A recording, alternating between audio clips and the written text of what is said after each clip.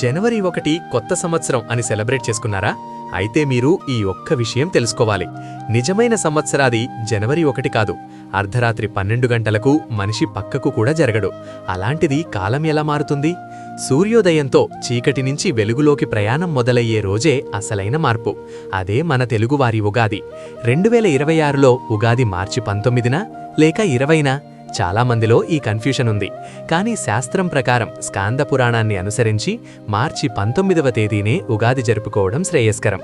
ఎందుకంటే 20వ తేదీ సూర్యోదయానికి ముందే పాడ్యమి తిథి ముగిసిపోతుంది. ఈ శ్రీ పరాభవనామ సంవత్సరంలో ఈ పనులు అస్సలు మర్చిపోకండి.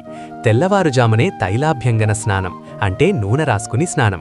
ఇంటి గుమ్మానికి మామిడి తోరణాలు కట్టడం, ఇది నెగటివ్ ఎనర్జీని తీసేస్తుంది. అందమైన ముగ్గులు వేయడం ద్వారా లక్ష్మీదేవిని ఆహ్వానించడం. షడ్రుచుల ఉగాది పచ్చడి సేవించడం, ఇది జీవితంలోని కష్టసుఖాల కలయికకు సంకేతం. సాయంత్రం పంచాంగ శ్రవణం విని పెద్దల ఆశీర్వాదం తీసుకోండి. అప్పుడే ఈ ఏడాదంతా విజయాలు మీ సొంతమవుతాయి. మరి మీ ఇంట్లో ఉగాది పచ్చడి ఎవరు బాగా చేస్తారు? కమెంట్ చేయండి. ఈ వీడియో మీకు నచ్చితే లైక్ చేసి షేర్ చేయండి. అందరికీ శ్రీ పరాభవనామ సంవత్సర ఉగాది శుభాకాంక్షలు.